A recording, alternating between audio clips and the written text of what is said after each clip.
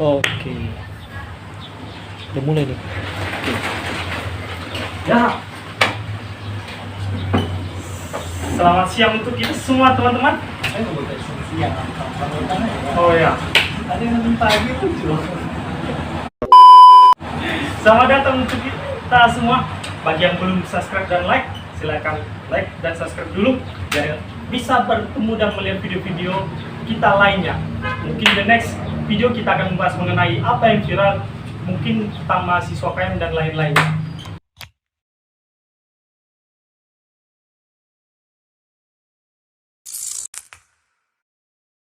Oke, selanjutnya di sini kita akan membahas mengenai pendidikan.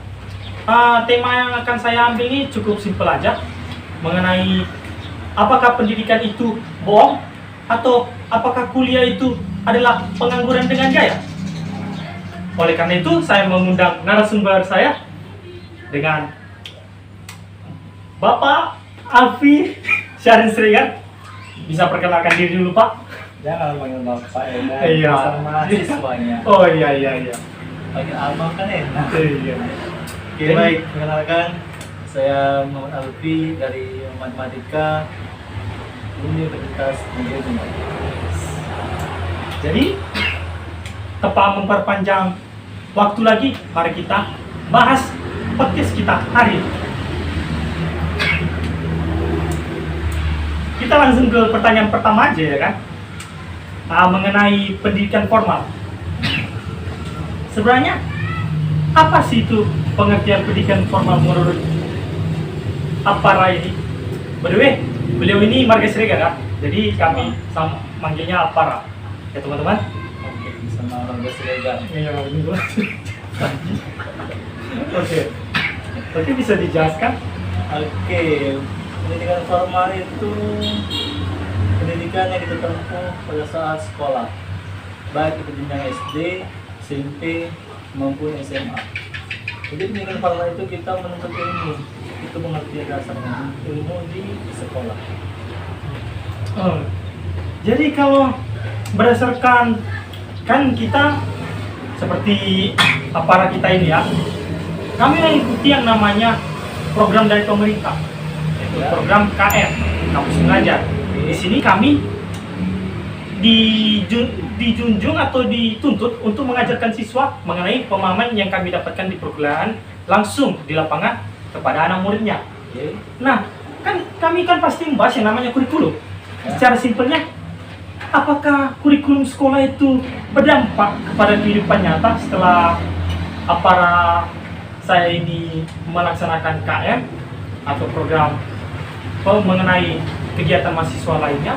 Oke. Sebenarnya kalau kita bilang berbicara tentang mengenai kurikulum, sebenarnya berdampak.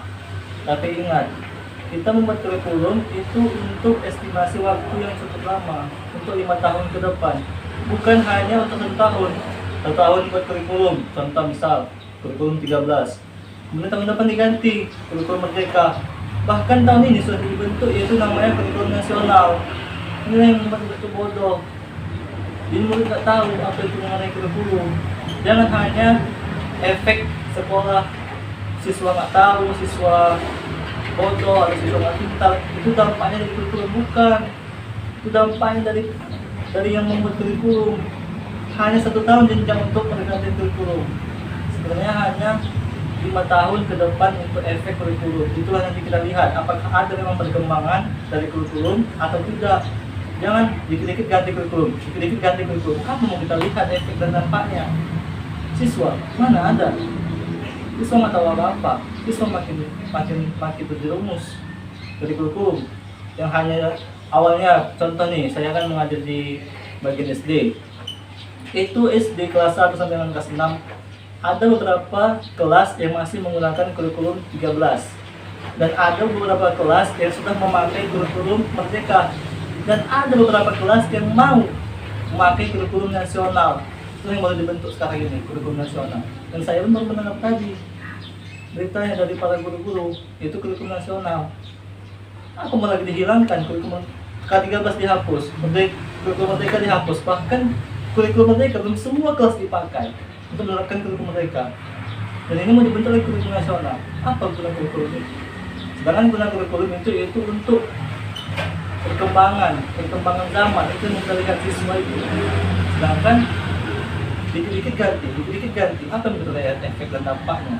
Nggak ada sama sekali jadinya guna kita bentuk kurikulum itu untuk mengetahui kemampuan siswa berkelanjutan. Itu dia tadi. Kurikulum itu. Jadi secara simpelnya teman-teman, kurikulum itu tidak boleh hanya 1 tahun langsung ganti, 1 tahun ganti. Kita Kenapa? lihat efeknya. Karena nanti efeknya nggak nampak. Iya. Karena nggak semuanya nanti merasakan. Iya. Oke, jawaban yang sangat baik dari apa rasanya ini. Memang beliau ini udah cukup kompeten di bidangnya ini. Karena pas dia mengajar pas KM itu dia memberikan effort lebih.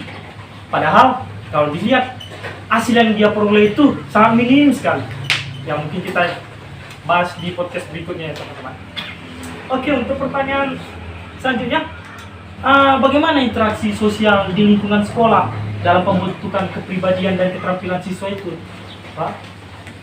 Pembentukan kepribadian sosial siswa. Sebenarnya kalau kita bicara tentang pembentukan kepribadian itu tidak hanya cukup di sekolah. Bahkan yang pertama yang membentuk kepribadian siswa itu adalah lingkungan rumah, orang tua, keluarga. Ini yang poin pertama. Yang harus di sekolah. Jadi jangan pura ada siswa perilakunya kurang baik, yang salahkan sekolah. No, tengok kondisi rumahnya, tengok kondisi keluarganya, tengok situasinya. Jangan pernah nanti dikit-dikit asasi sekolah misalnya, dikit sekolah. Padahal sekolah hanya nomor 2. Yang satunya apa? Keluarga. Jadi kalau dia di lingkungan keluarga kurang baik, apalagi di sekolah. Tidak ada di sekolah yang menerapkan kurang baik. Itu semua kurang baik. Bagaimana siswa itu untuk jadi lebih baik lagi? Jadi ya, berarti jadi lingkungan keluarga poin pertama. Tapi belajar dasar itu dari keluarga. Jadi kita nggak bisa menyalahkan sekolah ya teman-teman. Ya, jadi ke sekolah. Jadi kita ini anak ini kurang bagus sekolah ini. Sebenarnya nggak bisa masalahkan yang kayak gitu. Karena kita jadi kayak rumah kedua bagi orang itu. Iya. Oke. Jawabannya sangat rasional sekali dari seorang anak pendidikan matematika ya. Ini bisa diminum di Oh, bisa diminum. Silakan diminum. Dihidangkan. Iya. Aku ada penawaran. Cuma anehnya. Bagi teman-teman yang ingin mengikuti podcast kita, jangan lupa kirimkan Gmail di kolom komentar supaya kita dapat mengundang teman-teman untuk membahas podcast yang lebih menarik lagi. Oke guys, yang komen guys, diundang kalian. Siapa tahu kita bisa bahas mengenai kasus yang lain yang mungkin dapat menambah wawasan kita. Baiklah, untuk pertanyaan berikutnya, kan apa saya ini udah berkontribusi dalam pendidikan. Sama, BTW sama ya, Iya. bukan hanya saya saja. Iya. Para ini pun juga sama. Saya juga mengikuti KM, ya walaupun ya saya Kalau mungkin dibilang lebih jauh pendidikan, lebih jauh pengalaman daripada saya. Sebetulnya lebih tinggi. tapi karena narasumber yang terbaik cuma ini yang kita dapat di gedung Unimed, nggak apa-apa, kita ambil langsung. Sebetulnya banyak. Ya. Sebetulnya banyak. Kurang relasi kita. Jadi bagi teman-teman jangan lupa tinggalkan Gmail di kolom komentar supaya bisa kita hubungi untuk mengikuti podcast berikutnya. Oke, kita mengenai kontribusi sudah. Sejauh mana pendidikan tinggi kan? Para kan udah merasakan nih yang namanya kuliah. Iya. Nah, sejauh mana sih kuliah itu membantu dalam pengembangan keterampilan khusus? Kan mengikuti kuliah pendidikan matematika. Jadi kayak mana itu dampaknya ke aparat? Ya, dampaknya mengikuti kuliah ke saya lah kan, pendidikan matematika. Jadi itu lebih dapat bagaimana kita sebagai seorang pendidik. Kalau kita nggak kuliah, nggak tahu kita sebagai pendidik. Bagaimana susahnya menjadi pendidik? Apa yang harus kita pelajari? Bagaimana kita mengontrol siswa? Bagaimana kita mengendalikan lingkungan kelas? Inilah 3 poin dasarnya. Jadi kalau kita nggak kuliah, kita nggak bisa mengetahui 3 poin ini. Kalau kita menjadi pendidik, dan pendidik melalui hanya melalui dari kuliah. Nggak ada gelar, nggak ada guru yang tanpa gelar, semua pasti ada gelarnya, SPD, SSI, MPD segala macam, pasti ada gelar, SLO, ataupun apa segala macam, SAG, pasti ada. Makanya kita kuliah, nggak ada dot langsung aja dulu, nggak ada. Banyak poin-poin yang harus dipelajarinya. Jadi kalau misalnya membuat keterampilan khusus, ya seperti ada kawan saya, dia mengambil bahasa Jepang, makin tampil dalam penggunaan bahasa Jepang, bahkan dia sudah mencapai, dia pergi ke Jepang dalam jangka waktu estimasi 1 tahun. Bayangkanlah 1 tahun di Jepang, dan dia kerja di perhotelan. Itu sungguh luar biasa. Kalau dia nggak kuliah, mana mungkin dia pergi bisa ke Jepang? Karena kuliah dia bisa pergi ke Jepang. Itu manfaatkan waktu kuliahnya. Jangan kamu sia-siakan. Jangan ada yang bilang mahasiswa kupu-kupu, kuliah pulang. Mahasiswa pura-pura, kuliah rapat. Apa? Banyak di luar sana mau kita kerjakan, manfaatkan waktu. Sangat memberikan efek berarti kuliah ini ya, Pak. Bukan sekedar kuliah itu apa bos, cuman kuliah pengangguran dengan gaya. Bukan. Kuliah itu berguna bagi mereka yang memiliki tekad, niat, dan kemauan. Iya lah, misalnya kalau kita nggak ada kemauan, hanya kuliah, hanya bergaya-gaya, itu apa kuliah? Habisi uang. Lalu sumbangkan ke tempat-tempat yang bisa disumbangkan. Misalnya, bukan itu dia. Jadi jangan ada yang berpikir hanya, untuk apa kuliah bang? Bagus tanam kripto. Oh jangan ya teman-teman, jangan. itu beda lagi. Itu udah beda lagi. Nanti ada pas sudah habis uang itu ditanya sama orang, Malah bingung. bingung. McLarenmu warna apa bos? Ih aduh. Baik. Kita lanjut ke pertanyaan berikutnya. Apakah kan Apra nanti 1 tahun kemudian bakal lulus? Amin. Saya juga yang doakan. Untuk kan nanti kita lulus kuliah, kan pasti ada yang namanya keluh kesah mencari kerja, Iya benar. Iya. atau yang bisa dibilang pengangguran sementara nih. Ya. Nah, jadi apakah kita wajib memerlukan relevansi atau mencari teman atau mencari bisa kita kalau dibilang di Indonesia ini orang dalam biar bisa kita dapat kerja, atau bagaimana supaya kita bisa mendapatkan kerja? Sebetulnya seperti saya lah kan dengan si John, apa gunanya untuk BKM? Poinnya ada 2, menambah relasi dan menambah pengalaman. Hanya 2 poinnya, mana lebih yang lain? Masalah yang lain-lain itu nggak ada. Hanya 2 lah, relasi dan pengalaman. Inilah guna 2 faktor ini untuk setelah lulus. 2 faktor inilah yang berguna nanti setelah lulus. Apa itu relasi? Seandainya kita sudah tamat, kita bisa menghubungi sekolah-sekolah yang sudah kita lakukan penelitian, kita lakukan pengabdian, itu adalah relasi. Kita kenal sama guru-guru, kita kenal sama kepala sekolah, itu gunanya relasi. Pengalaman, itulah kita pengalaman yang paling penting.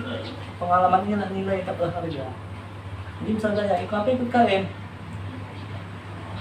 membuang uang, habis biaya, pengalaman bisa dihargai. Enggak, itu yang paling mahal. Enggak semua orang mendapatkan kesempatan, makanya tempatnya kesempatan. Jangan kayak uang, kesempatan itu berada. Misalnya kalau kita tamat, ada nggak kemungkinan kita nganggur? Pasti ada. Tapi kemungkinan pasti setelah tamat pasti kerja, pasti ada juga kemungkinan. Tapi kemungkinan ada 2 yang terjadi, ada atau tidak.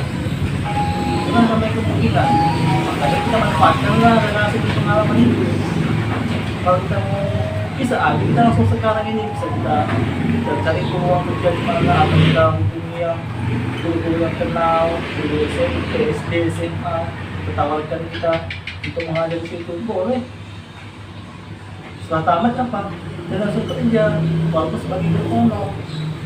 Baru kita buat sertifikat, kita berusaha sertifikat itu, jadi SK, jadi PNS, atau P3K namanya kami, kata PNS. Semuanya ada tahapnya ya Sudah teman-teman. tahap proses. Nggak bisa kita bilang pengangguran, nggak selamanya pengangguran. Selamanya. Karena seperti yang dibilang aparat kita tadi, antara tidak atau ada. Jadi 50-50 ya teman-teman. Jadi jangan ada yang menganggap tidak. Salah. Jangan pesimis, optimis. Iya, apa gunanya kamu kuliah? Kalau kamu merasa nggak guna kuliah itu berarti kamu yang berpikir itu nggak berguna, Iya. teman-teman. Bukan kuliahnya yang nggak berguna, namun Betul. kamu yang berpikir itu nggak Iya. berguna. Tuh, pas. Oke, bagus sekali. Jawaban yang sangat relevan untuk kita pahami. Oh, silakan ya. Jangan lupa teman-teman, bagi yang ingin mengikuti podcast bersama kita, bisa meletakkan Gmail-nya untuk dihubungi.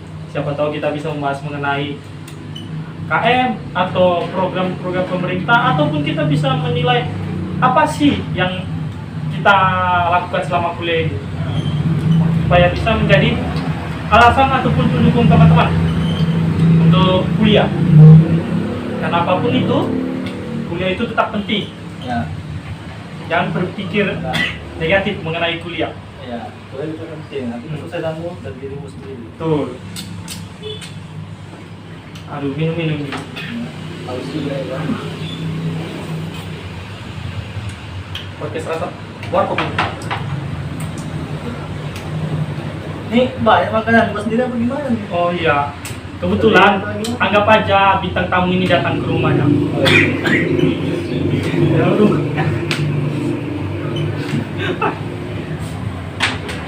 Ya seperti kita bilang ya, namanya juga kita mesti menjamu tamu ya kan, ya apa adanya ya itulah kita buat. Mantap yang podcast ini. Banyak makanan, banyak minuman. Gimana lagi? Banyak kan lah yang podcast rata-rata buat nanti hari raya. Gak ada kena makan minuman. Oke, kita lanjut. Untuk peran dan pengalaman praktis selama magang KM ini, kan bisa kita bilang KM ini kan kita magang ya kan. Nah, jadi kita kan sebagai mahasiswa membantu para siswa untuk mendapatkan pembelajaran yang lebih. Jadi bagaimana lah peran APARA ini selama menjalani KM? Apakah ada dampaknya signifikan atau berdampaknya secara bertahap atau ada malah berdampak buruk? Bisa dijelaskan? Sampai secara signifikan maksudnya? Mungkin awalnya mereka nggak bisa matematika. Pas datang kita tetap jago matematika. Kelas abangku kalau bisa kayak gitu lah. Dan hebat kali tuh. Iya. Kalau kita bilang dampak signifikan, nggak signifikan sih, dampaknya secara bertahap. Ada dampak atas kedatangan kita. Bahkan sebelum-sebelumnya sekolah yang saya ditugaskan itu nggak pernah sama sekali mahasiswa datang mengunjungi sekolah tersebut. Baru kali inilah mahasiswa 5 orang mahasiswa dari kampus yang berbeda mengunjungi sekolah. Untuk apa? Untuk perbaikan sekolah. Itulah sekolah sangat berterima kasih. Dan siswa pun merasa senang, bangga, karena sebelum-sebelumnya tidak ada yang mengunjungi mereka. Jadi hanya guru, dan guru. Tidak ada untuk pembelajaran yang dibawa dari luar. Jadi yang kita lah kan mahasiswa itu kan banyak perkembangan ilmu-ilmu baru, itulah yang kita terapkan. Karena kan guru-guru SD itu kan sudah yang ilmu-ilmu yang lama, proses pembelajaran yang lama, metodenya lama, model pembelajarannya pun juga lama. Itu yang kita bawa, seperti model-model yang baru, model pembelajaran yang baru. Kita bawa problem solving, forcing, logic, learning, segala macam. Itulah gunanya kita, dan itulah dampaknya itu secara bertahap. Nggak ada siswa itu langsung contoh nih, kita ajarin matematika langsung paham, dari yang nggak paham jadi paham. Pasti ada tahap-tahap, ada langsung siswa itu hidup langsung paham apa kita ajarkan. Nggak ada sepenuhnya langsung paham.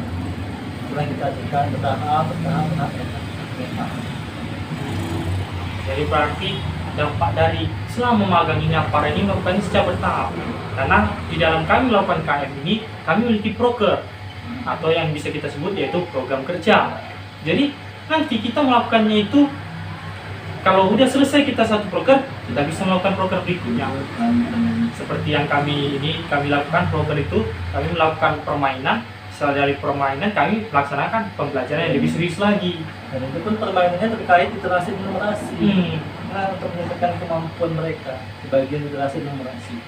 Jadi mereka siswa SD nggak hanya mampu untuk cari hitung, baca, tulis, hitung, tapi mampu juga menerapkan literasi dan numerasi yang dipakai untuk siswa sekolah SD, SMP maupun SMA. Ini yang menjadi patokan sekarang literasi dan numerasi.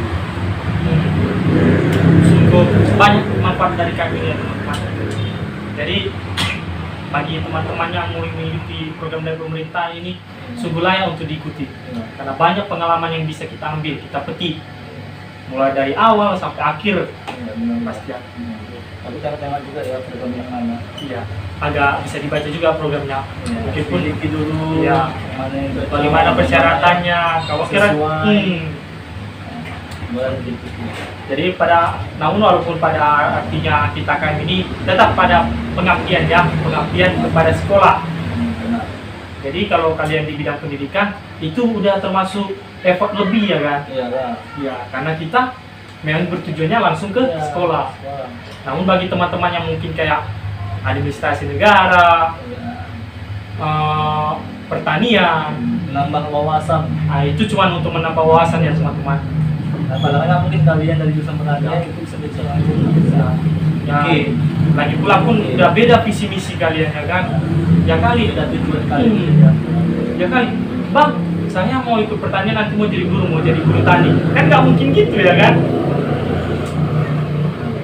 Jadi ini bukan lelucon ya teman-teman, itulah. Jadi kita mesti punya visi misi kalau dalam berkuliah.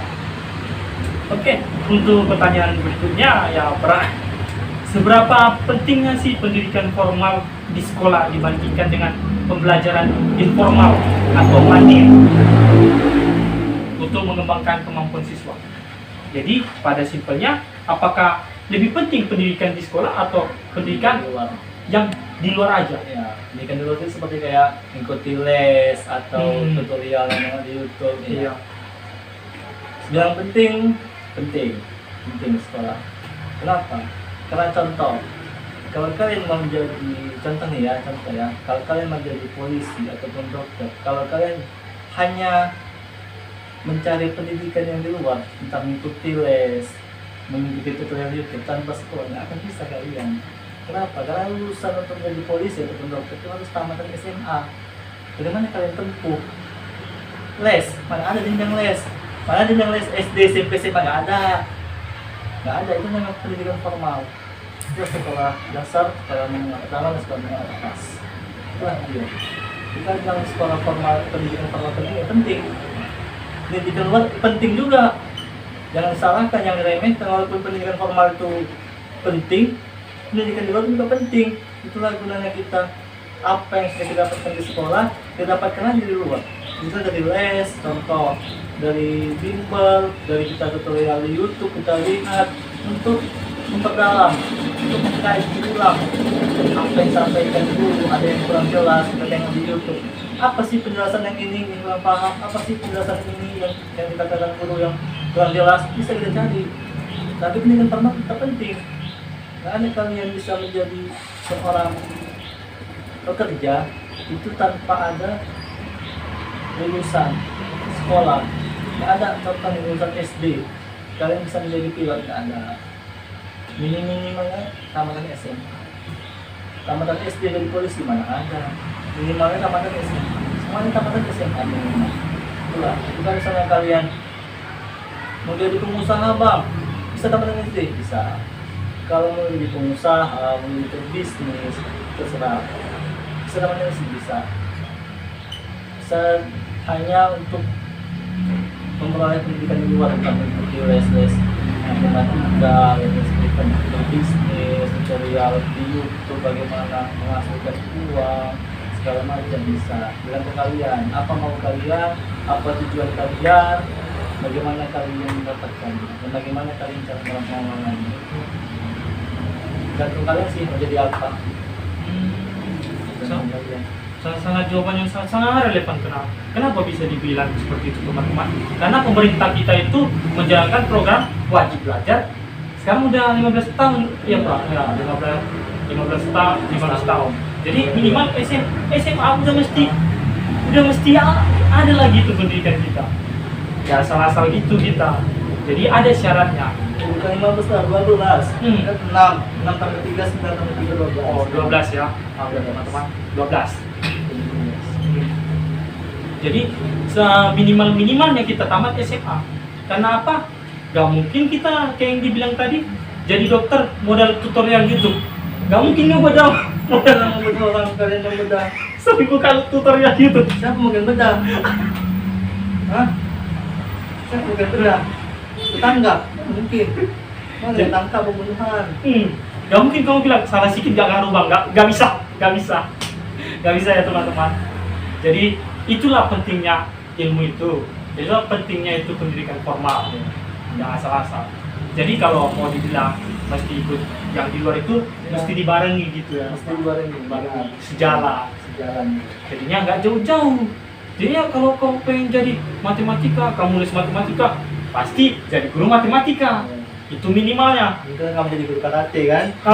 Itu kalau itu sih agak lain sih ya. Mungkin kamu tiba-tiba diajak ke bar, tiba-tiba jadi guru karate. Nggak mungkin juga. Agak lawak. Oke. Untuk pertanyaan berikutnya ya, Pak. Kan ini kita melaksanakan KM, kita nge-KM, kita kerja di KM, kita magang di KM, kita ngabdi di KM.